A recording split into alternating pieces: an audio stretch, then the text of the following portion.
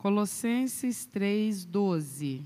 Revesti-vos, pois, como eleitos de Deus, santos e amados, de entranhas de misericórdia, de benignidade, humildade, mansidão e longanimidade. Repetindo, revesti-vos, pois, como eleitos de Deus, santos e amados, de entranhas de misericórdia, de benignidade, humildade, mansidão e longanimidade. Vamos orar?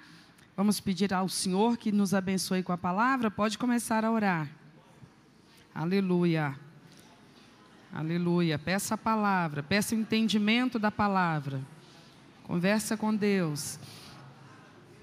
Aleluia. Fala, Deus, fala, Deus. Fala conosco, Senhor. É a tua palavra, é o Senhor mesmo, pregando, falando, anunciando as tuas verdades ao teu povo nessa terra, Senhor. Abre o nosso entendimento, alarga, Senhor, a nossa visão das coisas do reino dos céus. Ó doce Espírito de Deus, Tu estás conosco, Tu estás em nós. É o Senhor que nos ilumina, é o Senhor que nos revela a verdade, que nos guia na verdade. Fala por meio desta palavra nesta noite. Trata com cada um de nós, como discípulos que nós queremos ser. Fala conosco palavras profundas, que realmente, ó Deus, moldem a nossa vida, que transformem o nosso ser, que sejamos restaurados à imagem de Cristo, para a glória do Senhor somente, meu Pai. Que não tenhamos apenas o nome de quem vive, mas que de fato tenhamos vida, vida em Cristo, vida abundante, vida vibrante na presença do Senhor. Dá-nos mais de Ti, através da palavra nessa noite, em nome de Jesus. Amém, graças a Deus. Pode se sentar, por favor. Como nós já sabemos, os nossos cultos de terça-feira são cultos de doutrina, ou seja, cultos de estudo bíblico. E é claro que a gente sabe que esse é um tipo de culto voltado para aquelas pessoas que já têm um compromisso com Cristo, que já se decidiram por Cristo. Então não é um culto evangelístico, esse é um culto doutrinário, é um culto de ensinamento, é um culto que visa aprofundar o nosso conhecimento da doutrina cristã. E isso é interesse de quem já é cristão, é claro. Quem ainda nem decidiu se quer ser, não vai entender e nem desejar aprofundar-se nas doutrinas cristãs. Até porque a compreensão delas só nos é concedida quando há de fato um propósito de viver esse conhecimento. O próprio Jesus falou que quando Ele observar em nós o desejo de obedecer, Ele vai nos revelar a verdade.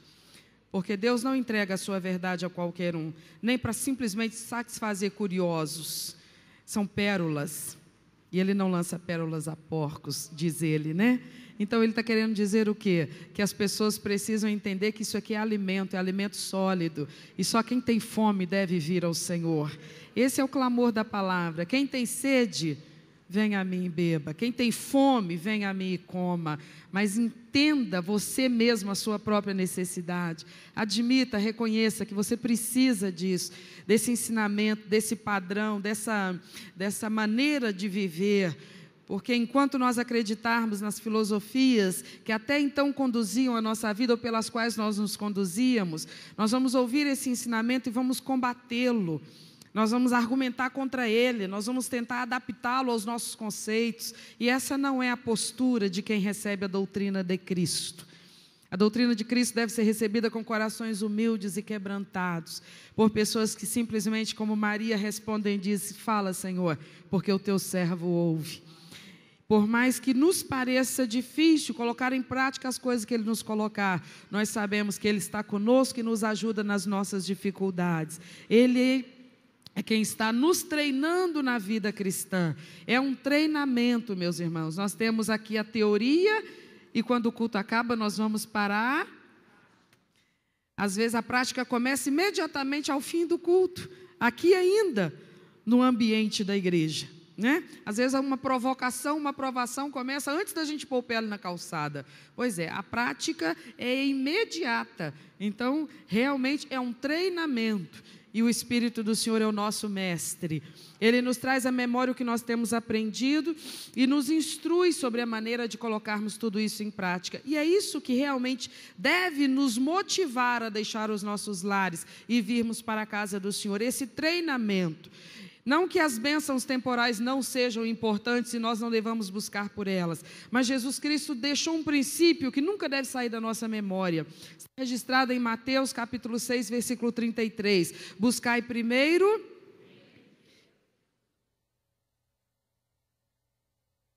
Se nós nos voltarmos para priorizar a expansão do reino de Deus em nós, no nosso jeito de ser, na nossa vivência, automaticamente as bênçãos do reino virão até a nossa vida. As excelências do reino, a paz própria do reino, a abundância própria do reino, a alegria própria do reino, tudo isso inundará a nossa vida, a nossa alma. Nós seguiremos em paz, porque a paz do reino estará em nós, porque nós estaremos no reino. Amém, irmãos? Então, Paulo está trabalhando com os crentes ali de Colossos, e ele já falou nos versículos que nós estudamos até aqui, a respeito de posturas e atitudes que são requeridas daqueles que professam ter vivido uma experiência de conversão. Então, você sabe como é que é. Muitas pessoas hoje em dia ficam duvidosas da obra de Deus. Ficam questionando esse negócio de igreja evangélica, de cristianismo, de obra de Deus. Por quê? Porque medem essas coisas pelas atitudes incorretas de uns e outros, que existem nos nossos dias, não há como negar, existiam também nos dias de Cristo, sempre existiram. E Jesus ainda anunciou que sempre existirão. Ele disse assim uma certa vez: os escândalos sempre virão. Mas ele concluiu dizendo mais alguma coisa: mas ai daqueles por meio de quem os escândalos vierem. Mas ele deixou claro, os escândalos sempre virão. E os escândalos na obra de Deus, eles procedem de quem? De quem está do lado de fora? Não, de quem se diz pertencente à obra de Deus.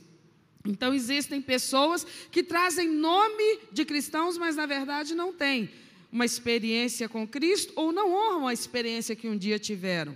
Então o apóstolo Paulo está conversando com pessoas que diziam ter tido uma experiência com Cristo. Elas confessavam isso, elas diziam de si mesmas que haviam se convertido, que haviam recebido Cristo na sua alma, que haviam entregue sua vida ao Senhor. Isso é fácil de falar, isso qualquer um pode falar. Agora, Paulo começa a ensinar a elas que existem algumas evidências que precisam saltar a partir dessa experiência. Elas precisam ser produzidas, geradas a partir dessa experiência.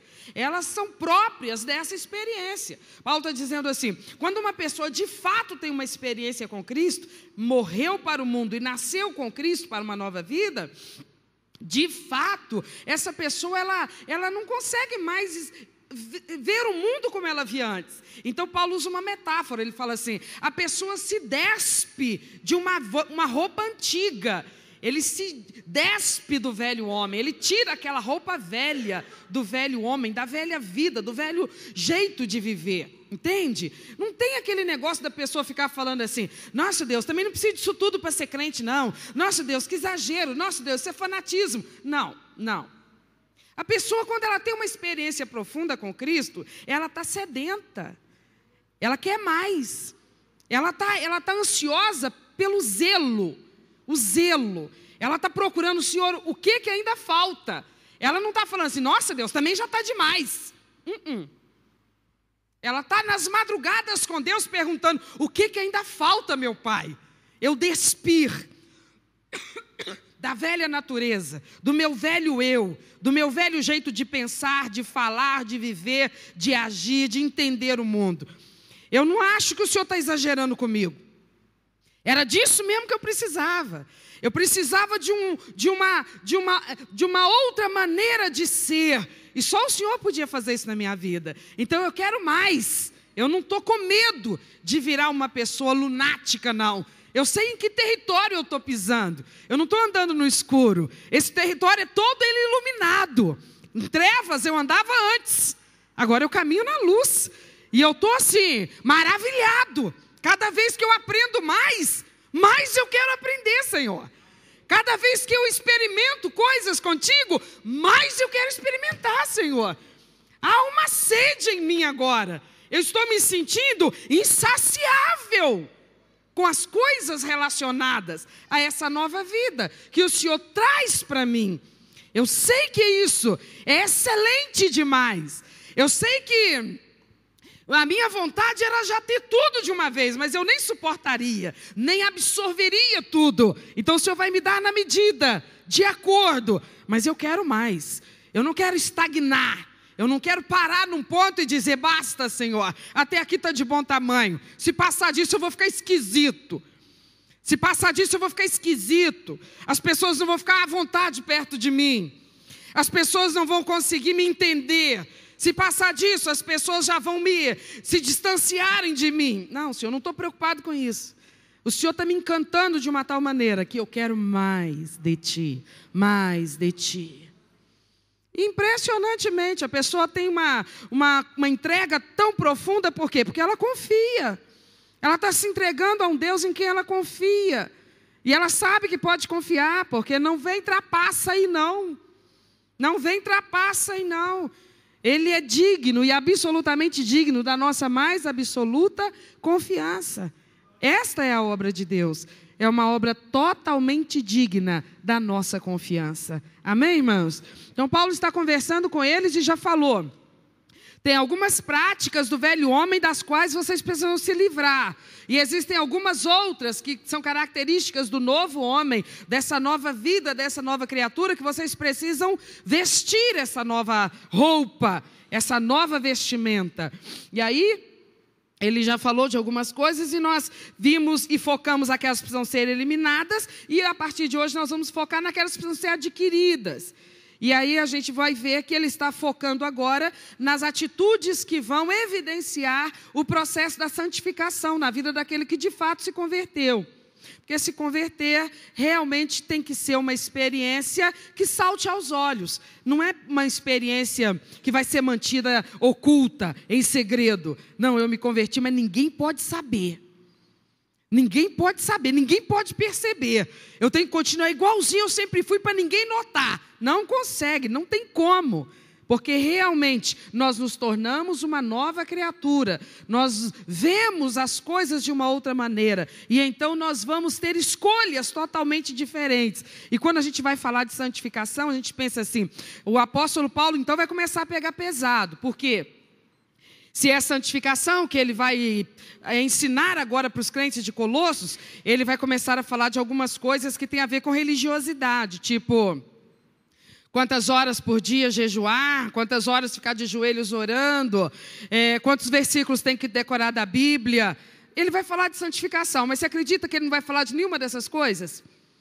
Embora elas sejam a mola propulsora da santidade, mas não é de nenhuma delas que ele vai falar. Quando ele vai falar de santificação, de vida em santidade, ele vai focar exatamente numa coisa surpreendente.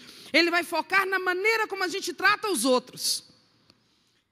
Ele nos surpreende, porque ele vai dizer que é na maneira como o crente trata os outros que ele prova se ele é crente mesmo. Não é se ele expulsa demônio, não é se ele ora para o doente levanta curado. Não é se ele prega bem e multidões aceitam a Jesus. Não é se ele canta bonito. Não é se ele toca afinadíssimo. Nada disso. Você acredita que Paulo vai falar assim, Deus mede a tua santidade quando ele observa o jeito que você trata as pessoas. Incrível isso. Maravilhoso isso. Mas não deveria nos surpreender. Porque no Antigo Testamento e depois no Novo Testamento, está sintetizada toda a lei de Deus para o ser humano em 2 únicos mandamentos. Quais são?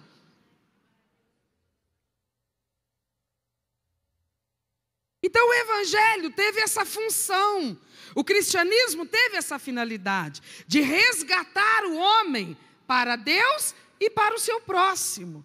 Resgatar o relacionamento do homem com Deus e com o seu próximo.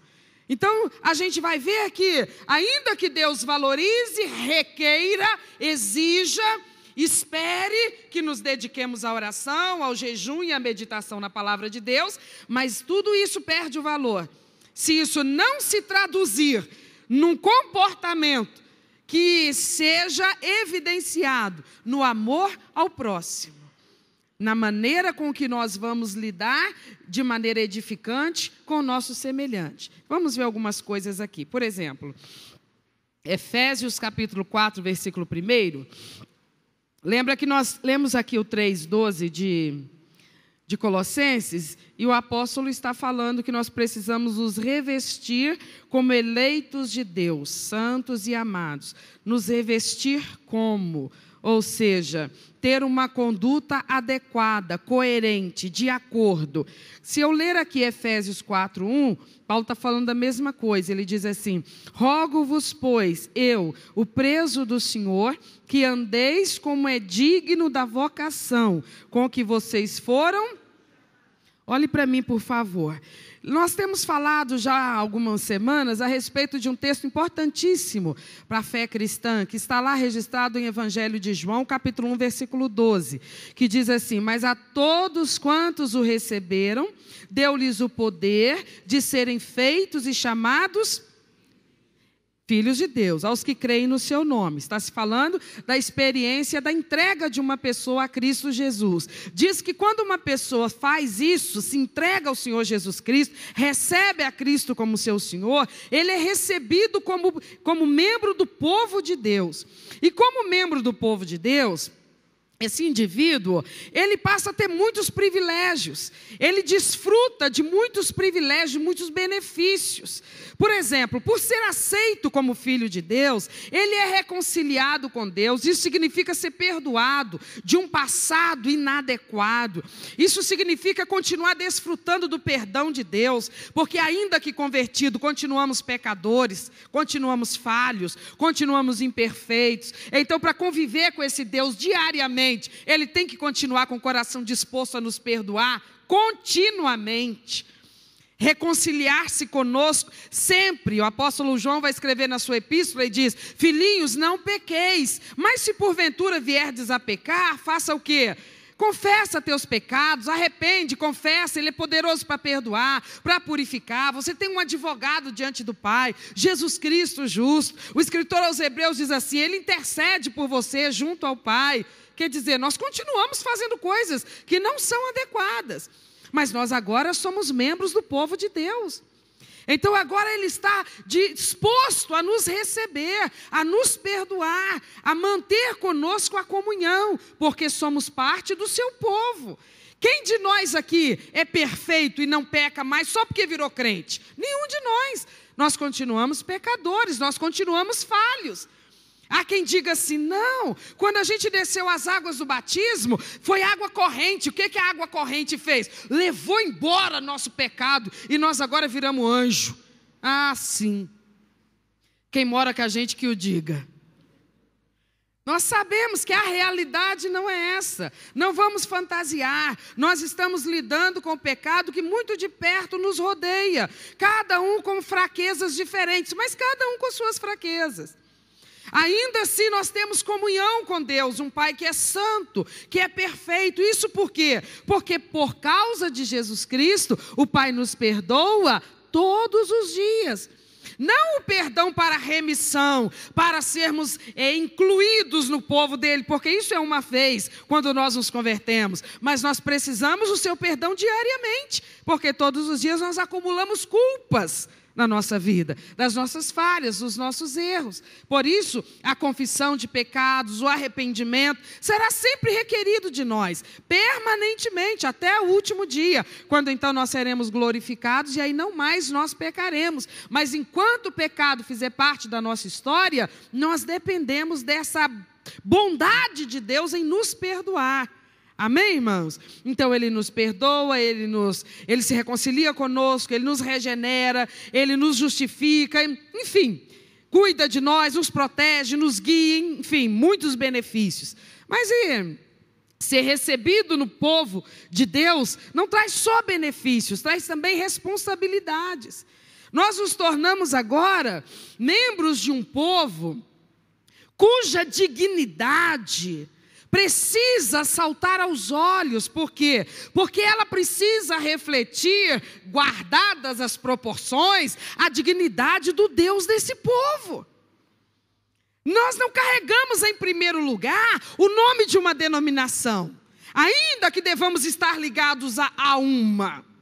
Nós não carregamos em primeiro lugar o nome de um ministério, esse do ministério do pastor fulano, pastor cicrano, pastor beltrano, ainda que devamos estar debaixo da orientação ministerial de alguém.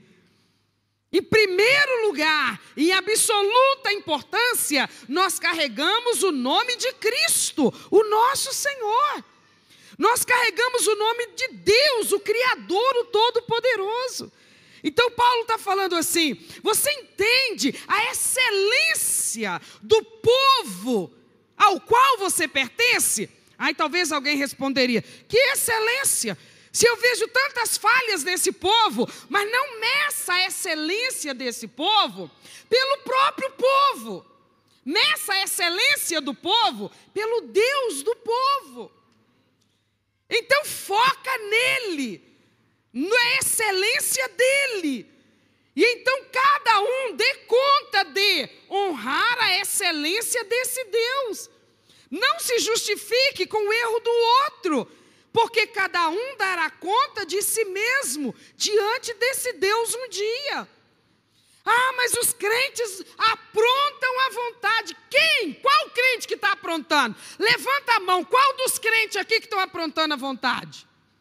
Porque o que tiver, dará conta do que está aprontando diante de Deus. Eu não vou perder o meu sono se você estiver aprontando, porque não sou eu que vou dar conta pelo que você estiver fazendo. E você, por favor, não perca o teu sono pelo que eu estiver aprontando. Porque não é você que vai ter que pagar diante de Deus pelo que eu estiver fazendo. Nós temos que cada um cuidar daquilo que é a sua parte. E não ficar nos justificando. Porque é como a maioria dos crentes dos dias de hoje fazem. Ah, eu não sou mais zeloso, eu não sou mais sério, eu não amo mais a igreja, eu não priorizo mais a igreja, eu não me dedico mais porque fulano é isso, fulano é aquilo, cicrano é assim, o outro não tem moral, o outro também não tem, o outro também não tem. E é assim que se vive no meio evangélico no Brasil hoje. Desculpando-se, escondendo-se atrás da reputação maculada deste ou daquele. Mas isso é fuga, isso é desculpa, que pode até estar aliviando consciências aqui hoje, mas haverá um dia em que não haverão desculpas aceitas. Todos nós daremos contas diante de Deus do que fizemos com a honra que Ele nos confiou, porque é uma honra ser chamado de cristão, meus queridos. É uma honra ser chamado povo de Deus nessa terra. Ainda que as pessoas achem que isso é desprezível. Por que elas acham que isso é desprezível? Porque elas avaliam coisa da qual elas não entendem. Elas fazem juízo de valor de coisa da qual elas não entendem. Como você fazia antigamente. Porque diante de quantas pessoas eu estou aqui hoje, que décadas atrás abatia no peito e diria assim, eu nunca vou ser um crente, e tinha horror de crentes, e desprezava cristãos evangélicos, e fazia piadas e perseguia cristãos evangélicos. Não precisa levantar sua mão, mas eu imagino que haja algumas dezenas de pessoas assim aqui. Da mesma forma, existem pessoas hoje que ainda estão nesse período da vida delas. Me desprezam, desprezam você, desprezam a igreja, desprezam a obra de Cristo, desprezam o Evangelho, desprezam a Bíblia, desprezam, cospem, desprezam. Consideram coisa inútil, consideram coisa horrorosa, consideram assim, fazem um juízo de valor. E não tem noção do que estão falando. Como você não tinha noção do que falava naquele tempo. Como você que assim pensava, não tinha noção do que falava. E talvez quando veio para o Evangelho, ficou tão envergonhado pensando, como o Senhor ainda pode me aceitar, depois da arrogância com que eu tratava as tuas coisas naquele tempo. é porque Deus é Pai de misericórdia.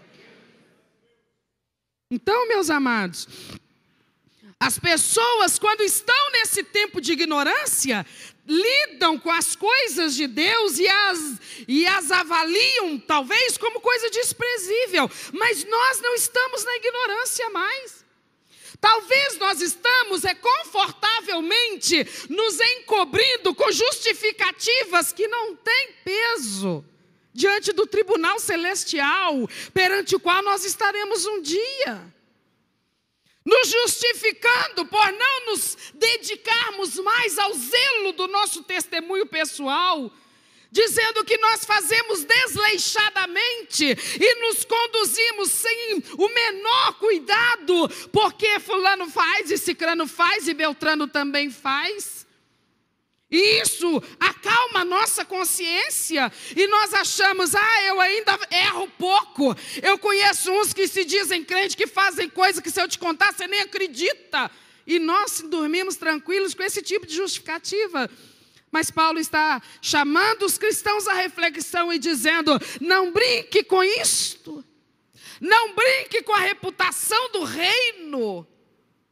Porque é necessário que os escândalos venham. Ora, os escândalos sempre virão. Porque há pessoas que elas usam uma máscara. Mas ninguém fica de máscara 24 horas por dia, 365 dias no ano. Alguma situação virá em que a máscara vai cair e a verdade vai aparecer. E quando a verdade aparecer, aí o escândalo virá. Porque a mentira, ela não se sustenta. Em algum momento ela é exposta, e quando ela é exposta, ela expõe o mentiroso. E aí o escândalo vem. Jesus estava querendo dizer o que com isso? Eu sei que nem todo mundo será sincero. Eu sei que a totalidade não haverá dentro dela sinceridade. Eu sei que não serão todos dos que vierem que de fato entregarão todo o seu coração. Mas eu sei que muitos sim serão sinceros, muitos sim se entregarão de todo o seu coração. E é a esses que Paulo está falando. Ele não está falando com os de máscara, ele está falando com os sinceros. E ele está dizendo, não caia na armadilha de afrouxar contigo mesmo, se justificando, porque esse, aquele e aquele outro afrouxou consigo e anda aprontando 1001 por aí. Seja radical com você mesmo, se você dá valor à obra que Deus está fazendo na sua vida. Olhe para o que você tem com Cristo e honre isso. Olhe para a experiência que você tem vivido com Cristo. E todos os dias, dê uma avaliada para você ter uma noção de que valor isso tem para você. Que valor tem para você. Quanto vale para você a experiência de salvação. A experiência da paz de Deus que inunda a sua alma. Quanto vale para você a intimidade que tu tem com Deus? Quanto vale para você a certeza do teu nome escrito no livro da vida? Quanto vale para você? Isso tudo é muito individual, isso tudo é totalmente individual.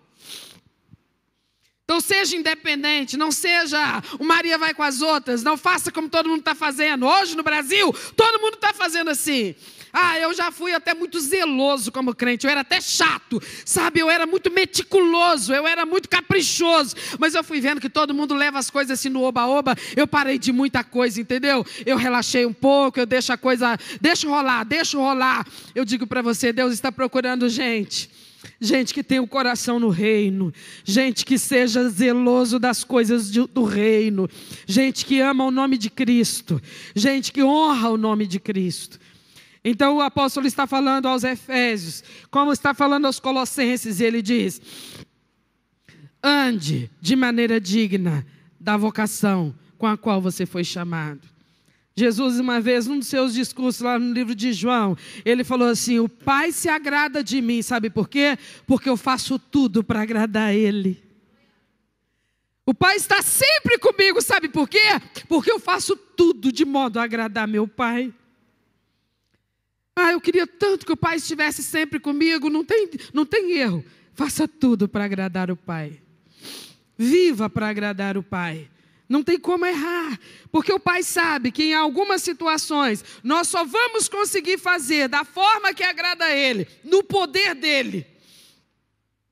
Porque nós não teremos recursos em nós mesmos, mas Ele estará conosco para nos dar força, nos dar sabedoria, discernimento e graça. Irmãos, todas as áreas da nossa vida é fácil agir da forma correta como cristãos em todas as áreas da nossa vida. É atenção máxima o tempo todo. É atenção máxima em todos os momentos. Que hora que você não precisa estar assim, atentamente vigilante? Só a hora que você estiver dormindo. E mesmo assim, olhe lá.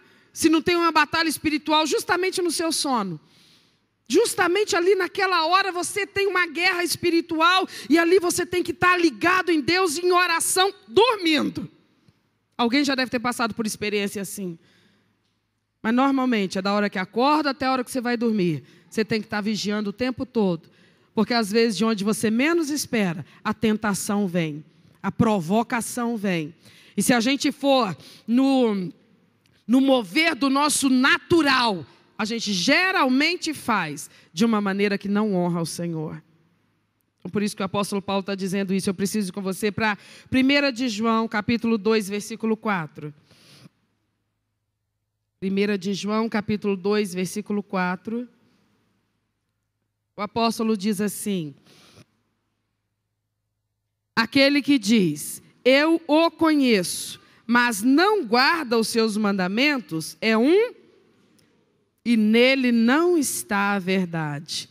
Aquele que diz, aquele que abre a boca e fala assim, eu o conheço, fala isso, mas não obedece o que ele manda, é mentiroso.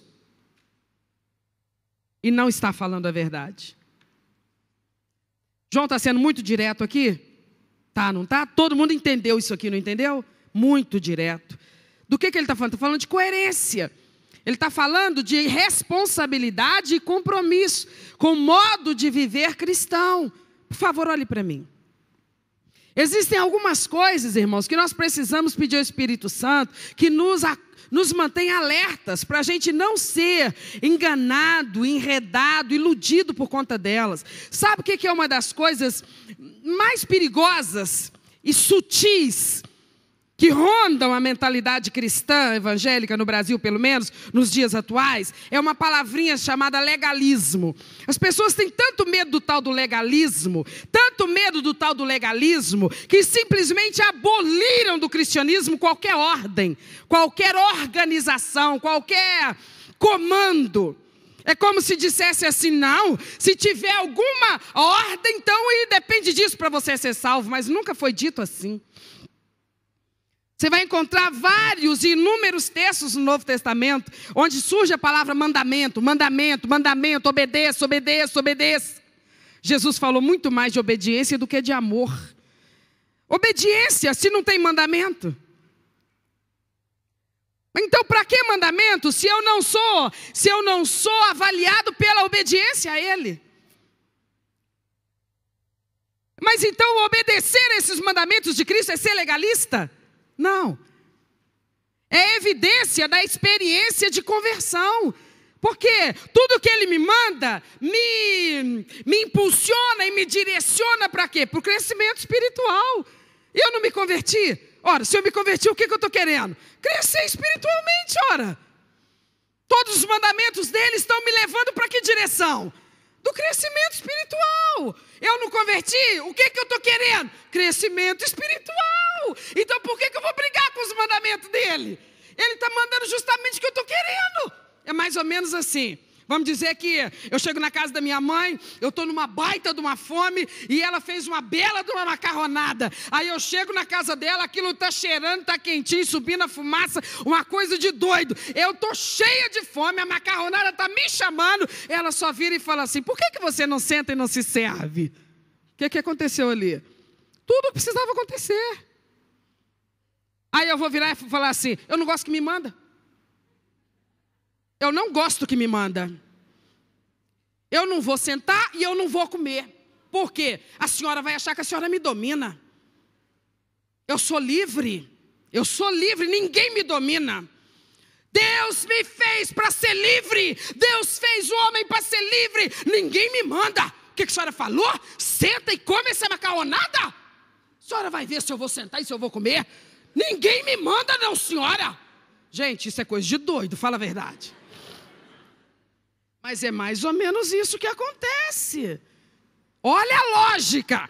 Eu estava agarrada nas trevas, dominada pelo espírito da potestade do ar que domina esse mundo. Presa, eu não estava lá porque eu queria, eu estava presa lá. Eu era refém lá. Eu não conseguia me soltar, mas ele foi lá e me libertou do cativeiro. E aí ele me libertou e ele não me deixou solta assim e falou assim, agora segue seu caminho. Não, porque não há outro caminho. Ou eu estava presa lá, ou eu estava guardada no reino do amor dele.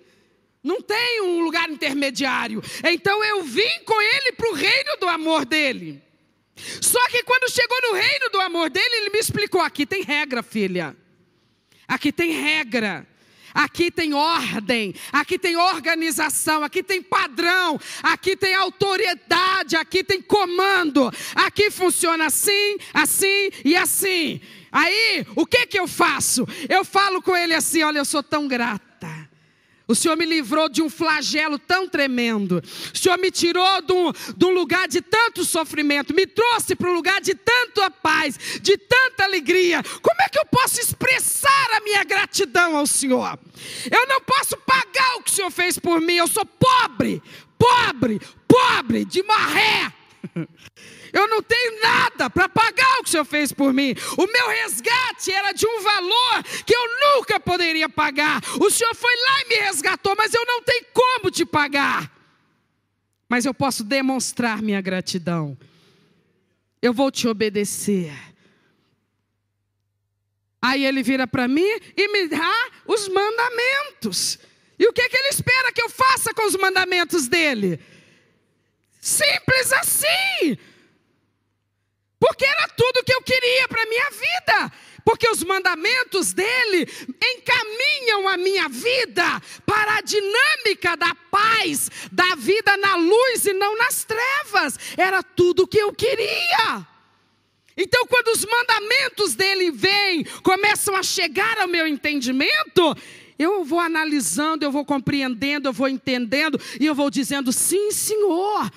Chega um abençoado e começa a buzinar no meu ouvido. Que é isso? Que é isso? Tu frequenta o culto de doutrina? Isso não existe. Mandamento, isso é legalismo, isso é legalismo. Mas quem que implantou esses mandamentos? Jesus chamou eles de mandamentos. Os apóstolos chamaram as regras de mandamentos. Não se dourou a pílula, não se maquiou nada. Era regra, era mandamento. É isso mesmo. E o que ele espera que se faça com os mandamentos? Obedeça. Então não é legalismo, é ajuste de conduta. Porque Deus é Deus de ordem. Você é pai, você é mãe, você ama bastante seus filhos, não ama? Muito mesmo? Então mostra que você ama, deixa eles fazer o que eles quiserem, na hora que eles quiserem. Isso é provar que ama? Você sabe do que eu estou falando? Quem ama impõe regras e limites. É isso que ele faz conosco. Então é disso que o apóstolo vai falar. Mas impressionantemente, ele vai pontuar essas regras e esses mandamentos, focando na maneira como a gente trata os outros. Olha aí, volta lá para Colossenses 3:12. Revesti-vos, pois, como eleitos de Deus, santos e amados, revesti-vos de quê? Entranhas de misericórdia, entranhas de benignidade, de humildade, de mansidão, de longanimidade. Ah, então era para ser santo, é para viver em santidade. Santidade não são as coisas que me aproximam de Deus? Claro. Santidade não são as coisas que me fazem mais parecido com Deus? Claro. Mas então como é que isso tudo está escrito aqui? Como é que eu vou ter entranhas de misericórdia para com Deus? Como é que eu vou ser benigno para com Deus? Deus não precisa que eu tenha atos de bondade com Ele, que eu tenha misericórdia dEle. Ora, é claro que eu vou ser humilde diante dEle, pois Ele é o Senhor de toda a terra, não precisa nem me pedir isto. Como é que eu vou ter paciência com Deus? Isso tudo está implícito, gente. Ele é Senhor, eu coitadinho sou apenas barro. Não, mas não é para ele, isso é direcionado ao meu próximo. E isso acumula créditos para mim diante dele, mas é direcionado ao meu próximo. Então, quando ele fala, por exemplo, de entranhas de misericórdia, ele está falando de alguma coisa que certamente é semelhante à maneira como ele lida conosco. Se eu abrir lá em Romanos, capítulo de número 12, versos 20 e 21, a gente já viu esse texto aqui algumas semanas atrás. Romanos 12,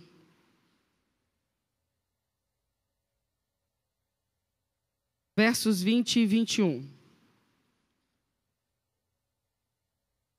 Encontramos? Portanto, se o teu inimigo tiver fome, dá-lhe de comer. Se ele tiver sede, porque fazendo isso amontoarás brasas de fogo sobre a sua cabeça. Não te deixes vencer do mal, mas vence o mal com o... Então, o que ele está dizendo? Que nós devemos ter misericórdia. Olhe para mim. Aí Paulo, escrevendo aos Romanos, ele explica como é que essa misericórdia age. Ele diz assim, se o seu inimigo está passando fome, dá-lhe... Então, vamos analisar. O teu inimigo, se ele é teu inimigo, é porque ele fez alguma coisa contra ti. Ele te feriu, ele te agrediu, ele te maltratou, ele errou com você. Ou então ele cometeu algum erro. Ele está amargando alguma coisa que é consequência do que ele fez. Só que o apóstolo Paulo está dizendo assim, na hora que você viu o camarada, ele está mal. Você encontrou com a pessoa está mal, a pessoa está sofrendo, olhe para mim. A pessoa está sofrendo, a pessoa está em dor, a pessoa está em aflição. Aí você vai chegar perto dela e vai falar assim, aí tá vendo? Eu sabia que esse dia ia chegar. Berra, agora berra. Tá vendo? Você não plantou? Aí agora chegou a tua vez de colher. Paulo está dizendo, Mostra que tu é nova criatura, mostra que você é um santo de Deus, lida com o teu próximo com misericórdia. Ainda que você encontrou uma pessoa que ela está amargando porque ela plantou o mal e está colhendo o mal, mas isso não é hora de tampar isso na cara dela. É hora de cuidar da ferida dela. Você já viu a hora que você pega... Não, hoje acho que não existe isso mais, é impossível que ainda exista isso. Mas antigamente era tanta ignorância que às vezes uma criança... Ela saía para brincar, às vezes escondido dos pais, e ela acabava caindo de uma árvore frutífera, e ela rasgava uma perna, arrancava uma unha, ela chegava em casa e tinha que esconder. Por quê? O que ia acontecer com ela? O que a mãe ia cuidar? Era do ferimento? Ia cuidar primeiro do erro. Era assim ou não era? Lembra desse tempo? Alguém viveu esse tempo? Não, né? Você já fez isso com seu filho? Claro que não! Mas era essa dureza, é dessa dureza que Paulo está falando. Não, encha-se de entranhas de misericórdia para com seu próximo. Você viu ele chegando, ele está esfolado, ele está sangrando, ele está ferido. Não fica julgando na cara dele, bem feito, está vendo? É porque você fez isso. Não é hora disso. Atende o necessitado na dor dele primeiro. Se compadece daquele momento. A situação já está esfregando a verdade na cara dele. Não precisa de você falar mais nada. Mas é porque eu sou muito franco. Não. Tem uma coisa que chama franqueza. Tem uma coisa que chama maldade. Porque franqueza não exige ser apresentada de forma maldosa. Você pode ser franco sem ser maldoso. Você pode ser franco sem ser grosseiro. Porque a verdade por si só, ela já fere, ela já agride. Então qualquer pessoa que ouça a verdade, ela já vai achar que a gente está sendo grosso com ela. Especialmente se ela não gosta que se fale a verdade com ela. Então a gente tem que ser muito, muito cauteloso quando vai falar a verdade para as pessoas. Então o apóstolo Paulo está falando assim, não é fácil cuidar do ser humano, não é fácil tratar o ser humano, não é fácil conviver com o próximo. O detalhe é que, na face da terra, nós vamos comungar uns com os outros, nós vamos viver uns com os outros, seja em família, seja na igreja. E se nós não aprendemos algumas técnicas para essa convivência, nós não vamos ter paz com ninguém. Porque às vezes, a hora que você mais precisa de uma palavra de consolo, você só escuta palavras duras. Você precisa de um ombro amigo. Tá certo, você mereceu, você fez por merecer, mas não precisa ninguém jogar na cara naquele momento, deixa lá para frente. Qual que é a prioridade no momento? Cuidar da ferida. Então, se o teu inimigo está com fome, mata a fome, dá o pão, dá a água, dá o alimento. Ah, mas ele fez por merecer, isso não é problema da gente. Quando a misericórdia é para nós, a gente não gosta? De quantas coisas erradas que nós já fizemos e Deus nos aliviou de ter que arcar com a consequência. Quantas vezes isso já aconteceu? Nós gostamos, né? Quando é conosco, a gente gosta. A ordem do Senhor Jesus é: sede misericordiosos, como o Pai tem sido misericordioso com você. Ah, mas eu não estou afim. Tem problema não. Só que o Pai está vendo. E a dureza do meu coração com o meu semelhante é o que eu estou plantando hoje. Provavelmente é o que eu também vou colher lá na frente. Porque ele ensinou a lei da colheita, da semeadura e da colheita. Eu provavelmente vou colher. É muito bom que eu lembre disso. Se eu quero colher coisas boas, eu devo lembrar que as más também eu vou colher. Talvez eu vou ver meus filhos colhendo. Isso talvez nos ajude mais a tomar decisões, né? Lá no Antigo Testamento, Deus trabalhou com Israel e falou sobre isso. Eu abençoo aqueles que me obedecem. Até 1000 gerações. Mas eu também transmito a maldição ou a consequência do pecado até a 3ª e 4ª geração. Por que Deus falou isso? Se lá na frente, através do profeta, ele vai dizer: o pai não paga pelo pecado do filho, o filho não paga pelo pecado do pai. Cada um dará conta de si mesmo a Deus. Do que ele está falando, afinal de contas? Ele está falando dos maus exemplos. Ele está falando que se eu sou uma pessoa perversa, e eu sou sem misericórdia, eu sou cruel, eu sou sem amor com o meu semelhante, é assim que eu estou criando meus filhos. É isso que eles estão aprendendo a ser. Eu estou transmitindo para eles. As pessoas estão preocupadas com a tal da maldição hereditária, sabe? Tal de um demônio que passa para o outro, que passa para o outro. Esse aí nem é o pior dos problemas. O pior é o ensinamento hereditário, os maus exemplos hereditários. Sabe? A educação errada que é transmitida de uma geração para outra geração. Pessoas que não sabem tratar o seu próximo. E os filhos estão crescendo vendo a mesma coisa. Um tempo atrás, há muitos anos atrás, eu acho que era a 2ª igreja que eu estava pastoreando lá em Patinga, tinha uma diaconisa que aquela mulher era uma bênção, prestativa, mas não tinha uma vez que ela estava na escala que ela faltasse. Era extremamente prestativa, mas você sabe o que era uma pessoa que sabia dar conta da vida de todo mundo no bairro? Mas de todo mundo, não tinha ninguém que passava na porta da igreja que ela não sabia o nome e o histórico de vida da pessoa. Tudo ela sabia. Do que tinha acontecido no passado, estava acontecendo no presente. Tudo aquela mulher sabia. Era um doce de pessoa. Mas o lazer dela era esse, cuidar da vida dos outros. E ela tinha 2 menininhas. A mais velha, na época, devia ter uns 8 aninhos e a menorzinha uns 5. A mais velha era fotocópia da mãe. Mas era a mesma coisa. Ela sabia tudo da vida de todo mundo. Isso aí eu chamo de maldição hereditária. Isso é fazer discípulo. Isso é terrível. Isso é terrível. Por que nós estamos vivendo, irmãos, esse tumulto social na nossa sociedade nos dias de hoje? Jesus falou disso. Ele falou assim que o amor de muitos no final dos tempos esfriaria. Quem é culpado disso? O que você acha? Tudo a gente acha que é o diabo. É o diabo. O infeliz do encardido está por trás de tudo mesmo. Mas ele só faz porque o ser humano apresenta as ferramentas para ele fazer. As pessoas estão ensinando umas às outras a não ter misericórdia, a serem perversas, a serem cruéis. Então Paulo está dizendo, Deus está observando se você é um santo de Deus. Você precisa ter misericórdia, precisa ter benignidade. O que é ter benignidade? Ser bondoso, não ferir intencionalmente o outro. Sabe aquela velha desculpa? Foi sem querer. Não é uma velha e maravilhosa desculpa? Ah, eu falei, mas foi sem querer. Eu fiz, mas foi sem querer.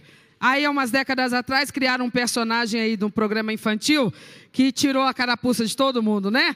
Ele completou a frase dizendo que era sem querer, porque a verdade é essa. A maioria das coisas que a gente diz que foi sem querer querendo. Ou então a gente faz a maldade no tom de brincadeira. Como tem gente que ofende no tom de brincadeira? Falando sério não tem coragem não, mas ofende brincando. Brincando, faz de conta que está brincando. E ali vai ofendendo, vai magoando. Olha como que a palavra de Deus vai pegando pesado com a gente. Ah, não, eu sou muito crente, eu não passo um mês sem entregar meu dízimo. Eu oferto muito generosamente na igreja. Eu trabalho no departamento da igreja, eu faço um monte de coisa. Mas Jesus junta tudo isso e põe num lado da balança. E do outro lado ele coloca como que eu trato o meu semelhante. E se eu trato o meu semelhante de forma cruel, arrogante, hipócrita, falsa, fingida, então para Deus eu não estou fazendo nada que preste. Porque o que Deus quer, gente, é ver em nós qualidade, sinceridade, bons sentimentos. Porque nessa terra, eu te pergunto, tem coisa preciosa nessa terra? Claro que tem.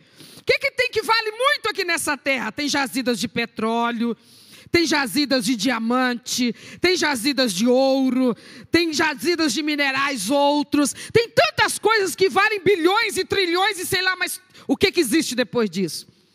Mas quando Deus quis mandar aquilo de mais precioso que tinha no céu, para resgatar o de mais precioso que tinha na terra, o que Deus considerou mais precioso na terra?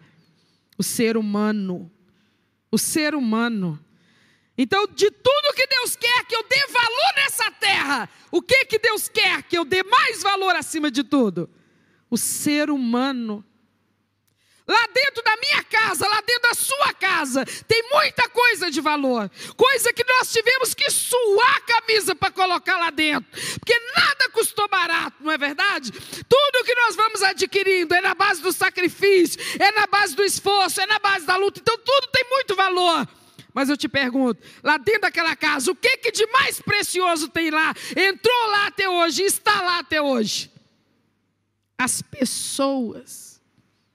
As pessoas são as coisas mais valiosas que existem nessa terra.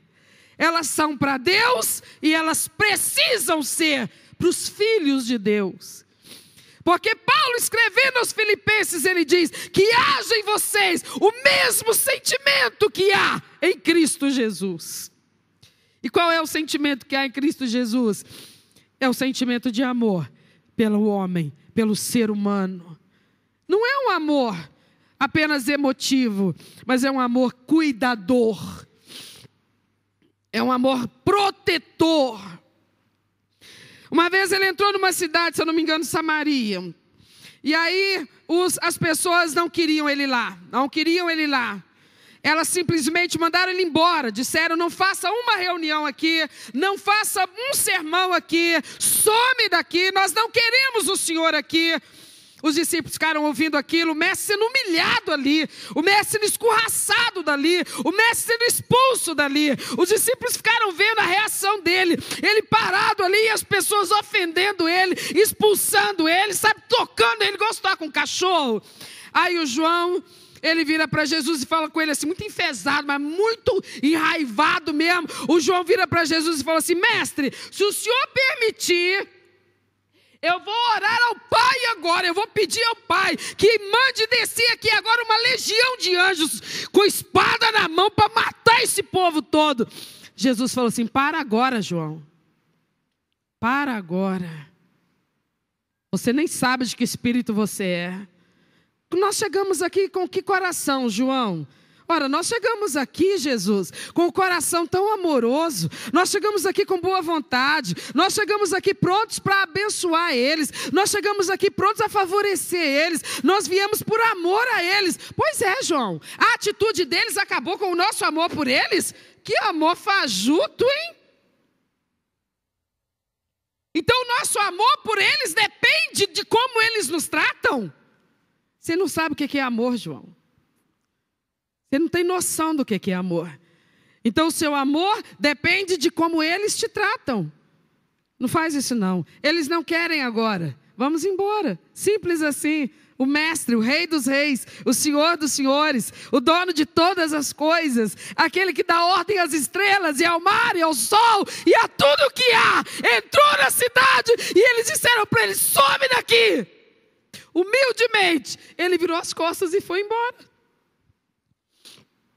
O João está virado, fosse outro, concordava com o João e falava, quer saber? É muita audácia, é muito desaforo, é muita arrogância. Com quem eles acham que estão falando? Mas o nosso mestre não respondeu assim. Ele era grande demais. Ele não tinha sentimentos mesquinhos dentro dele. Ele não dependia do merecimento das pessoas. O caráter dele não permitia que ele maltratasse os outros. O caráter dele exigia que ele fosse correto com as pessoas, independente se elas fossem com ele. Ele não se justificava. Eu errei com fulano porque ele errou comigo também. Ele não era movido por esse tipo de raciocínio. Ele era radical com ele próprio, ele tinha leis que regulamentavam a conduta dele com as pessoas, leis do caráter dele, e era nelas que ele estava fundamentado quando se relacionava com as pessoas. Ele não reagia meramente à maneira como as pessoas lidavam com ele, ele se conduzia pelas leis do caráter dele. E é isso que precisa acontecer com quem é discípulo dele. Tem que haver leis do nosso caráter cristão, que elas não estejam variando de situação para situação. Nós sejamos sim, sim, não, não. Terei misericórdia dos meus amigos, mas meus inimigos, que eles morram de fome. Não. Não é 2 pesos e 2 medidas. Ah, quem me agrada tem tudo comigo, mas quem não me dá confiança, eu quero que vá para o inferno. Não, não é assim que o Senhor Jesus ensina para o seu povo. O povo de Deus na face da terra não pode ter 2 caras. Não pode ter 2 caras. Não é isso que ele ensina, não é isso que ele mostrou, não foi isso que ele fez. Sim, sim, não, não. O que eu sou, afinal de contas? Aí eu tenho muita simpatia com a irmã fulana de tal. Ah, é um doce. Ah, como que eu gosto. Nossa, mas fulano, que antipatia. Aquela irmã, Deus me livre. Então eu sou 2 caras. Eu sou uma pessoa capaz de ser muito amável. E ao mesmo tempo eu sou capaz de ser tremendamente hipócrita. Então eu tenho que concentrar em mim mesma. E entender que eu preciso de mudança. O meu jeito, as leis que me governam. Quando eu lido com o meu próximo, estão precisando regulamentar-se conforme o padrão bíblico. Paulo diz, misericórdia, bondade, humildade, humildade. Não crescer a cabeça, não se achar, não ficar se achando, parar de precisar de bajulação, de elogio, baixa a crista. Considere o outro mais importante do que você. Considere que o outro merece mais do que você. Fique feliz de ver o outro feliz. Fique feliz de ver o outro abençoado. Mas com sinceridade. Isso tem que tocar o nosso caráter, gente. Isso tem que ser coisa enraizada no nosso caráter. Qual que é o maior escândalo que o povo evangélico traz na sociedade brasileira? É um roubo financeiro? É um adultério? É um pecado sexual? Isso tudo é horrível, mas ainda não é o mais grave. O pecado mais grave, meus amados, é a falta de um amor semelhante ao amor de Cristo. Porque nós ainda não sabemos o que é amar. Nós ainda não sabemos. Não sabemos nem amar nossos familiares. Nós não sabemos nem o que é amar a nossa própria casa, a nossa própria família. O Evangelho ainda não conseguiu nos ensinar nem isso. Porque existem tantas e tantas famílias que estavam por aí nessa sociedade, e tão desarticuladas, e tão desorientadas, e a esperança era, no dia que forem para a igreja, no dia que o Evangelho entrar nessa casa, tudo vai se organizar. Chegaram para a igreja, o Evangelho entrou naquela casa, entrou naquela família, mas continua tudo desorganizado. Continua desorganizado. Continua funcionando pelas mesmas leis, pelas mesmas regras. Continua prevalecendo o egoísmo, o egocentrismo, continua prevalecendo a mentira, continua prevalecendo a crueldade, continua prevalecendo a ofensa, continua prevalecendo ressentimentos, continuam prevalecendo coisas que mostram que, na verdade, o caráter cristão ainda não está fundamentado no regulamento da palavra de Deus. Então nós não estamos dando escândalo roubando ninguém, não estamos dando escândalo adulterando, não estamos dando escândalo com vícios escondidos, nós não estamos dando escândalos com coisas horrorosas assim, mas nós estamos dando escândalos com tantas outras coisas. O amor de Cristo, o verdadeiro amor cristão, ele não está presente como deveria estar nem dentro da igreja, a comunidade dos santos. Por que o Senhor Deus instituiu a Santa Ceia? E uma das características fundamentais da Santa Ceia é que ela deve ser compartilhada junto. Ah, não, eu vou viajar, pode levar lá em casa para mim? Não, a ceia é para ser tomada junto. A única exceção que se pode permitir é um caso de uma pessoa acamada. Porque é o formato bíblico, porque a Santa Ceia é o culto da comunhão dos crentes. É a união do corpo em volta da mesa, em volta do cabeça que é Cristo. É a celebração da comunhão, da unidade, da amizade, da integração da família cristã. Mas a gente faz da Santa Ceia a hóstia. Nossa Deus, minha consciência pesou esse mês, eu não tomei a ceia. Não, mas a consciência não pesou porque está de mal com fulano, está de mal com Beltrano. Entendeu? Então a coisa virou religiosidade. Eu não posso ficar sem tomar ceia. Nossa, pai, fiquei sem tomar ceia esse mês. Mas não está nem aí, se está uma semana em casa sem conversar com o marido, está uma semana em casa sem conversar com a esposa. Isso aí não está pesando na consciência, não. Não está em comunhão. Sabe? Ai, pelo amor de Deus. Esse ano é a primeira vez que eu participo da ceia. Não participei da ceia. Ai, eu estou sem participar da ceia. Como é que eu faço? Mas não está preocupado, porque gritou com a mãe. Gritou com a mãe ontem. Gritou com a mãe. Onde já se viu filho? Gritou com a mãe ontem, dentro de casa. Mas isso aí não está pesando na consciência. Mas não tomou a ceia. Nosso Deus, o que vai ser de mim? Eu tenho que tomar a ceia. Eu vou ligar para o pastor. Quem sabe ele me serve a ceia lá no escritório, pastor, por favor. Virou ritual. Só isto. O que nós achamos que a ceia resolve para nós? O que nós achamos que a ceia resolve por si só? Se ela não for feita do jeito que a Bíblia ensina. Ela representa alguma coisa que na verdade não existe. Então ela é uma mentira para nós. Porque ela tem que representar o amor que nos une. Ela tem que representar uma realidade sólida. O amor de Cristo, que nos une, que faz de nós uma comunidade integrada. Não todo mundo igualzinho. Cada um é um, cada um tem seu jeito de ser, cada um tem suas preferências, tem seus pontos de vista. Nas diferenças, nós nos respeitamos, nos entendemos. Não tem conversa fiada, não tem disse-me-disse. Essa é uma igreja pronta para cear. Não tem disse-me-disse, não tem conversa atravessada, não tem picuinha, não tem picuinha. Essa é uma igreja pronta para cear.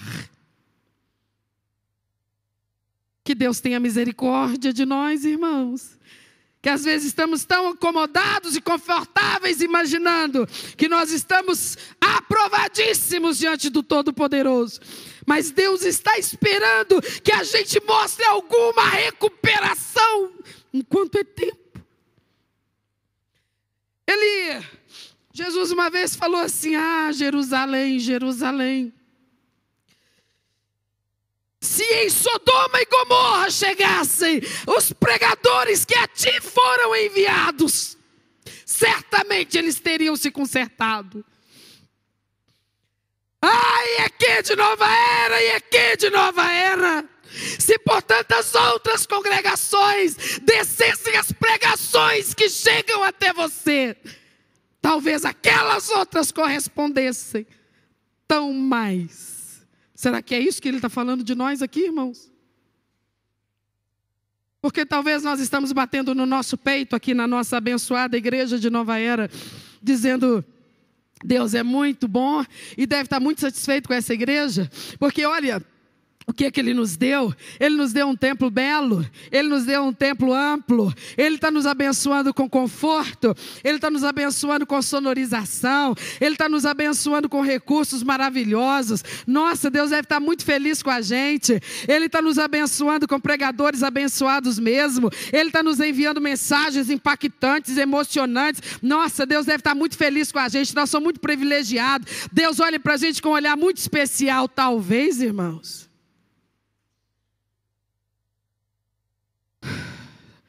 Talvez Ele esteja colocando diante de nós uma sentença muito severa, porque aquele a quem muito é dado, não esqueça disso, porque se Ele muito tem investido em nós, isso não é significado de que Ele já está satisfeito conosco, mas de que Ele tem esperança de um dia vir a estar satisfeito conosco. Então não se engane.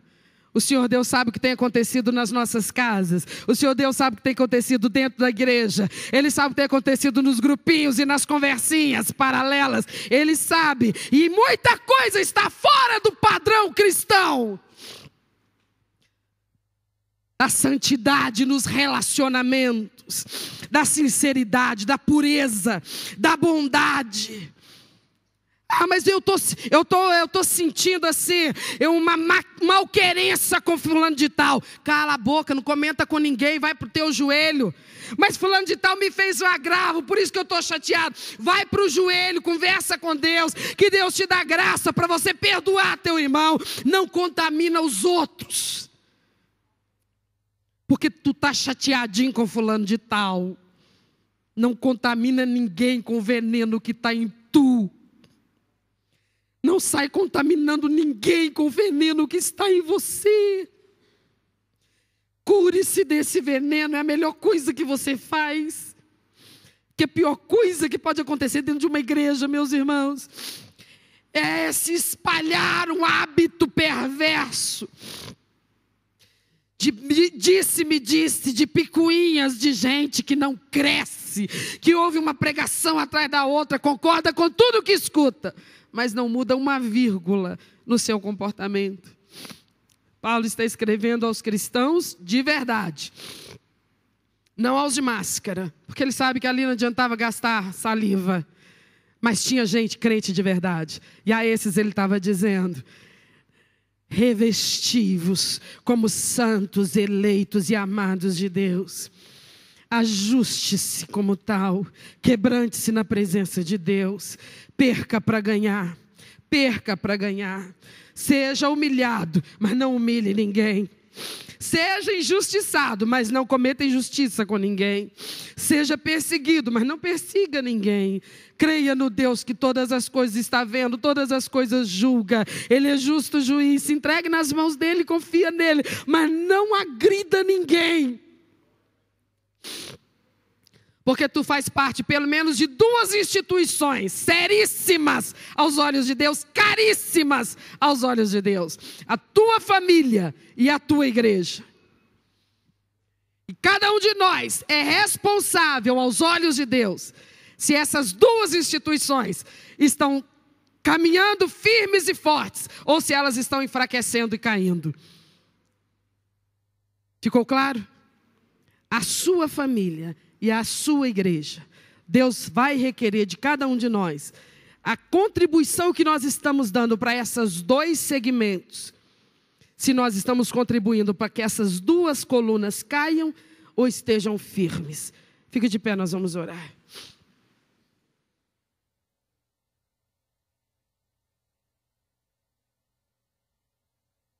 Feche os seus olhos.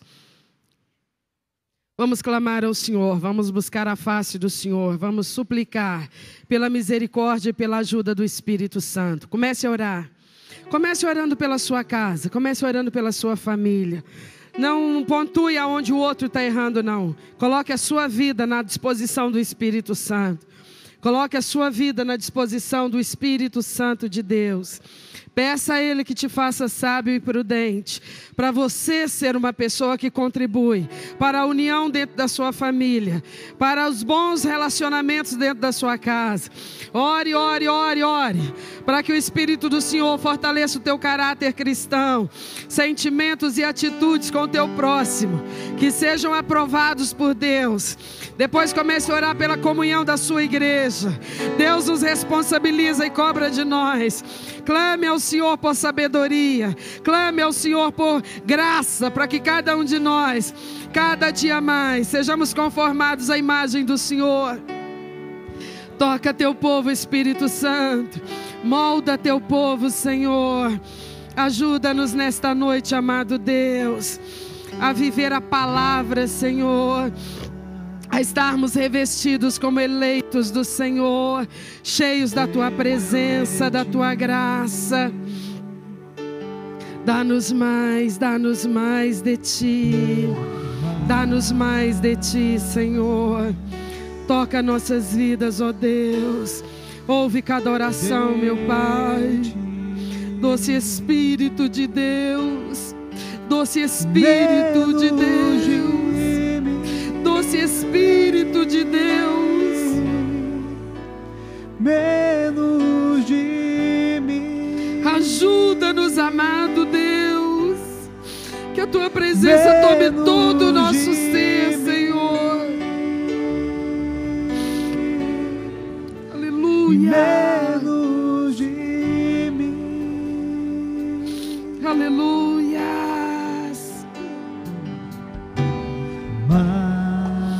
Oh Deus, oh Deus, constranja-nos, Espírito Santo, ajuda-nos a enxergar, oh Deus, ajuda-nos, Senhor, a ver a vontade do Senhor para nossas vidas, Pai. Muda, muda, muda o nosso coração, muda o nosso coração, Senhor. Muda o nosso coração, ó Deus. Aleluia. Menos de mim. Aleluia. Menos de mim. Tu tens liberdade, ó Deus, a tua. Menos de mim. Poderoso Deus, poderoso Deus. Que Ele cresça, eu diminua, que Ele apareça, eu me constranja. Aleluia. Com a sua glória e todo o seu amor, infinita humildade, servo de todos os irmãos. Que Ele cresça, eu diminua, que Ele apareça, eu me constranja com a sua Aleluia, glória, Senhor. e todo o seu Sim, meu amor. Deus. Derrama Infinita poder. humildade. Abre a sua boca, meu querido, abre a sua boca. Não fica de boca fechada não, abre a tua boca. Glorifica a Deus. Conserta a tua casa nessa noite. Deus está te dando a oportunidade de transformar, de mudar o teu temperamento, o teu caráter, a tua natureza de pecado. Abre a tua boca, ore, ore, ore, fale com Deus. Rasga o teu coração nessa noite. Aleluia. Oh Deus, trata com teu povo, Senhor. Desce, Senhor, na tua olaria. Desce, Senhor, na tua olaria a cada um de nós nessa noite. Oh Espírito de Deus, oriendo-lo malá, oriendo-lo malá, oriendo-lo malá, oriendo-lo, oriendo-lo, oriendo-lo malá, oriendo-lo, que Ele apareça, oriendo-lo Deus. Eu me constranja com a sua glória e todo o seu amor. Aleluia. Infinita humildade. Sim, meu Deus. Servo de todos os irmãos, que ele cresça. Glória a Deus. Eu Glorifica Ele, diminuo, exalta Ele, que ele apareça. Glória a Deus. Eu me constranja Sim, meu com Deus. a sua glória e todo o seu amor. Infinita humildade, servo Glória a de Deus. todos os irmãos. Aleluia. Glória a Deus. Exalta, glorifica. Glória a Deus. Graças a Deus. Glória a Deus. Louvado seja Deus. Graças a Deus. Boa noite, irmãos. Paz seja convosco. Mais uma vez, irmãos, o Espírito Santo, Ele fala comigo e contigo. Ele não vai deixar de falar nunca com a igreja. Se é uma coisa que alguém possa estar pensando aqui, achando que Deus vai desistir, Ele não vai desistir de nós. Tenha o defeito que tiver a igreja, nós continuamos a ser a noiva de Cristo, e essa noiva está sendo preparada, ataviada. Então ouça essa palavra, meu irmão, mas não ouça ela como um discurso, como uma oratória, como alguma coisa que alguém aqui em cima está insistindo para que alguém realmente resolva mudar de direção. Não, ouça ela com o coração quebrantado, com os ouvidos espirituais afinados com aquilo que Deus quer. Paulo, falando aos Gálatas capítulo 5 verso 9, ele diz com uma simplicidade, em poucas palavras, resume tudo: um pouco de fermento leveda toda a massa. Significa que um pouquinho de pecado dentro dessa igreja acaba com ela, destrói ela. Irmãos, tudo que você está ouvindo aqui, os pregadores que passam por aqui, a insistência que nós estamos tendo com a igreja, o cuidado, o zelo que nós estamos tendo com a igreja, é para que o pecado não venha destruir essa igreja.